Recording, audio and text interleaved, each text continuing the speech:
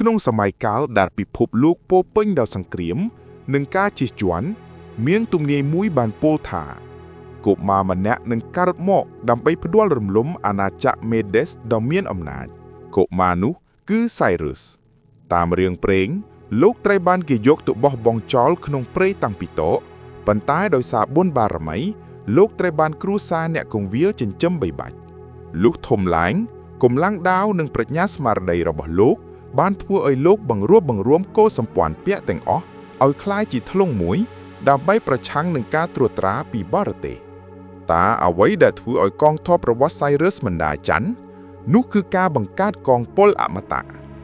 វាគឺជាកងទ័ពពិសេសចំនួន 10,000 នាក់ដែលបើមានម្នាក់ស្លាប់និងមានម្នាក់មកជំនួសភ្លាម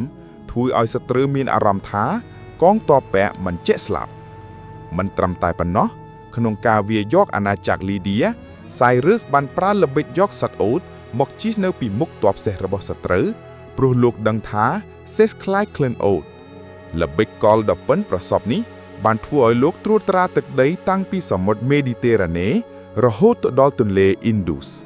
ចំណុចកំពូលនៃអំណាចរបស់ Cyrus គឺការវាយយកក្រុងបាប៊ីឡុនដែលមានកំផាំងថ្ខឹបខ្មឹកមិនអាចវាយបំបែកបានប៉ុន្តែ Cyrus មិនបានប្រាយកម្លាំងបាយឡើយលោកបានបញ្ជាឲ្យកងទ័ពជីកផ្លូវបង្ហូរទឹកទន្លេ Euphrates ចេញដើម្បីឲ្យកម្រិតទឹកស្រកចុះរួចកងទ័ពលោកក៏ដើរចូលតាមបាតទន្លេចូលក្នុងក្រុងយ៉ាងងាយស្រួលនៅយប់នោះ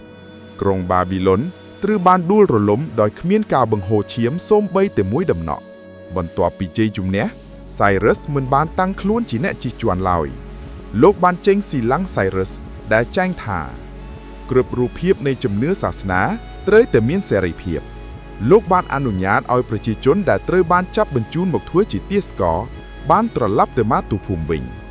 សូម្បីតែក្នុងគម្ពីរអាល់កុរ៉ាននិងគម្ពីរគ្រិស្តសាសនាក៏បានកោតសរសើរ Cyrus ថាជាមហាក្សត្រដែលមានយុត្តិធម៌បំផុតលោកបានសាងសង់រាជធានីប៉ាសាហ្កាដេនិងសួនច្បារដ៏ស្រស់ស្អាតដែលជាគំរូនៃសួនច្បារលើលោកសពថ្ងៃទោះបីជាមហាក្សត្រដ៏អស្ចារ្យរូបនេះបានសោយទីវឹងកូដក្នុងសមរភូមិក៏ដោយប៉ុន្តែពាក្យមួយឃ្លាដែលលោកបានចារនៅលើភ្នាល់របស់លោកគឺថាអប្រជាមនុស្សអើយតើញាក់ជានរណានឹងមកពីណាក៏ដោយលោកដឹងស្រាប់ហើយថាខ្ញុំនឹងមកដល់ទីនេះសូមកុំចរណាន់នឹងដីបន្តិចបន្តួចដែលបិទបាំងរូបរាងកាយខ្ញុំអីនេះគឺជាភាពដាក់ខ្លួននៃមហាក្សត្រដែលក្រងពិភពលោកប៉ុនកាលភាគតើបងប្អូនយល់យ៉ាងណាដែរចំពោះធនធានរាជរបស់ស្ដេច Cyrus សូមបញ្ចេញមតិខាងក្រោម